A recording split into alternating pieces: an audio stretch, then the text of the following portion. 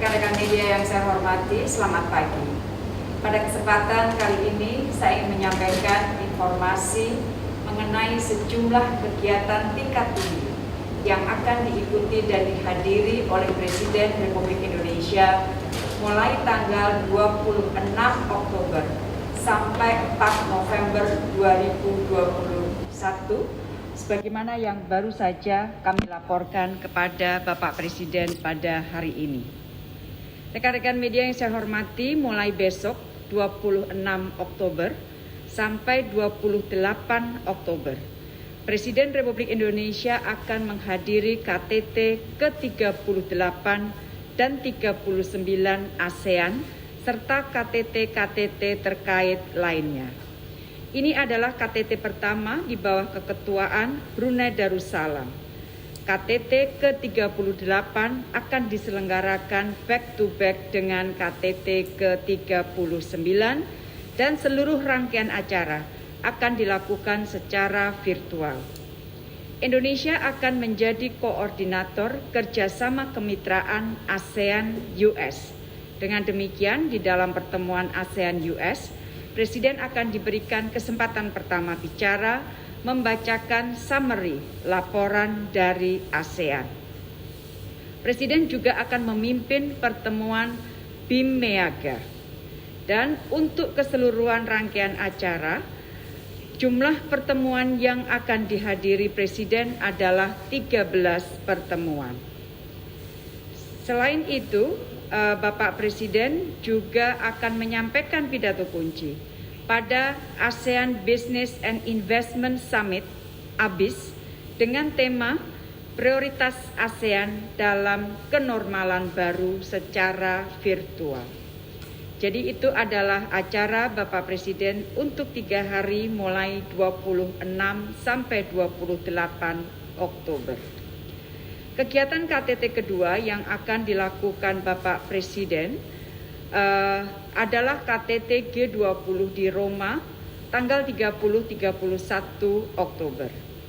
KTT G20 ini sangat penting bagi Indonesia karena Bapak Presiden akan menerima keketuaan G20 dari Italia untuk setahun ke depan.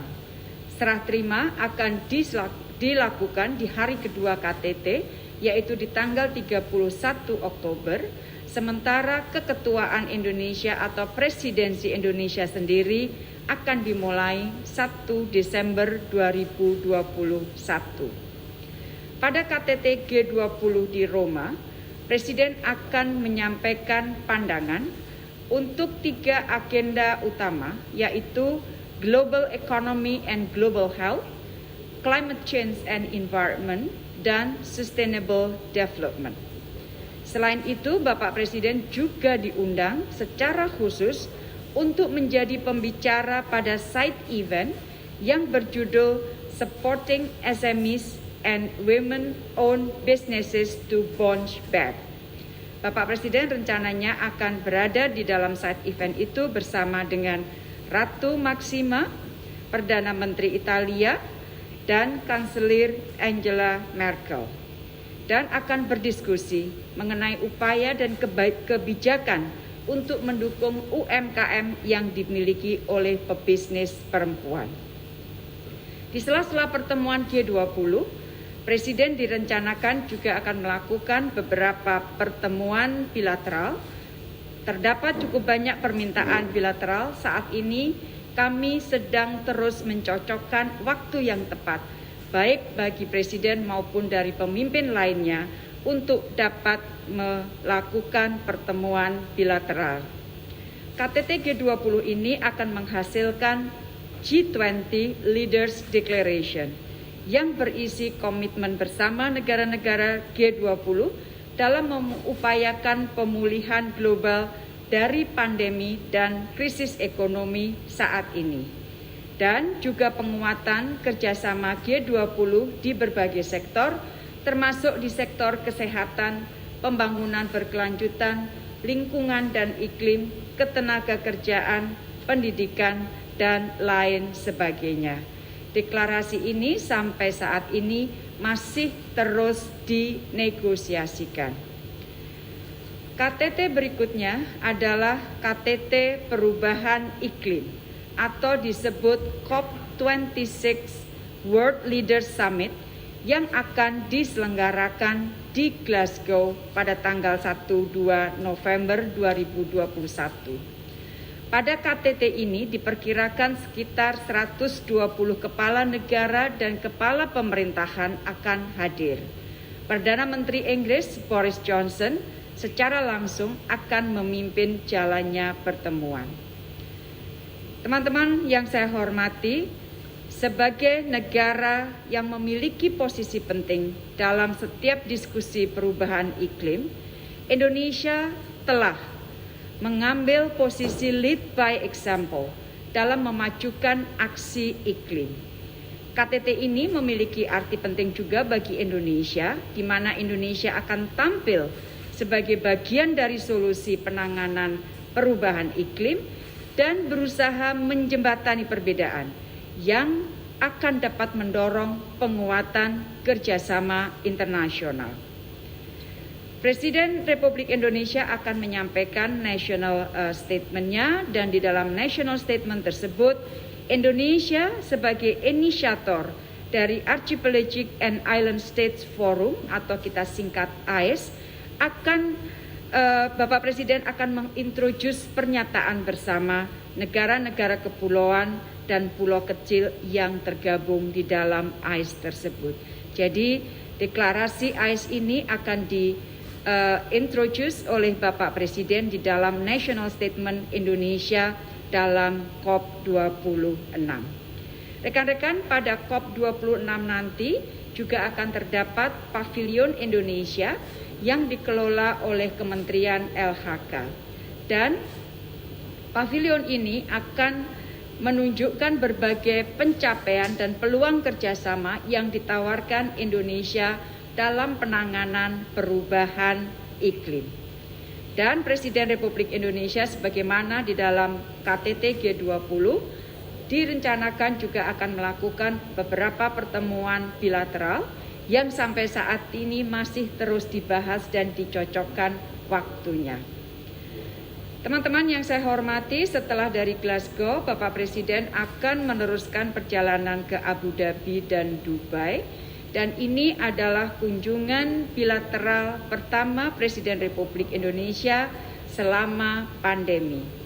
Selama berkunjung, Presiden Republik Indonesia akan melakukan pertemuan dengan Crown Prince Mohammed bin Zayed atau MBZ di Abu Dhabi.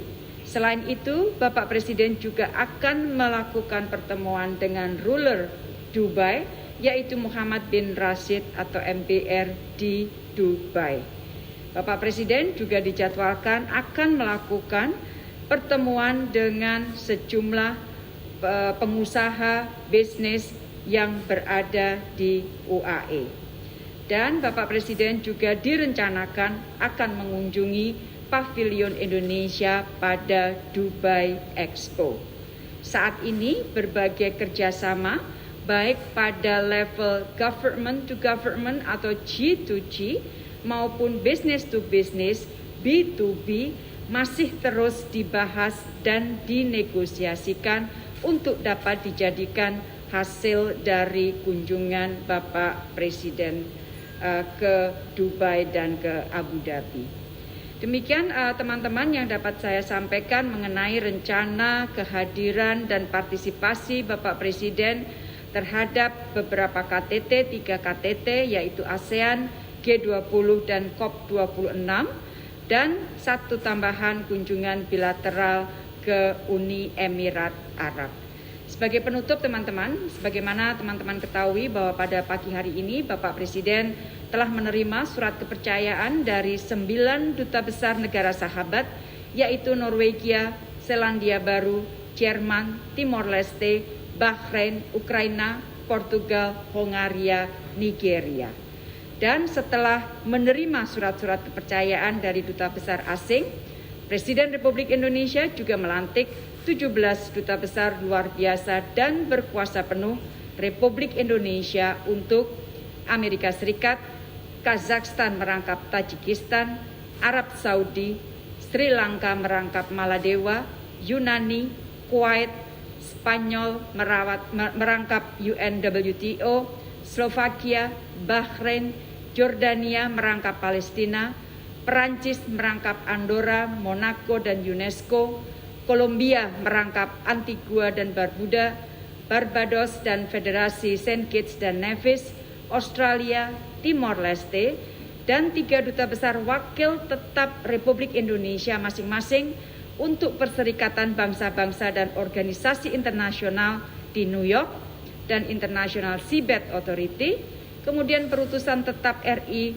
di Jenewa, WTO, dan juga organisasi internasional lainnya yang berbasis di Jenewa, dan wakil tetap Republik Indonesia untuk ASEAN yang berkedudukan di Jakarta. Jadi itulah yang dapat saya sampaikan pada kesempatan hari ini, teman-teman. Terima kasih.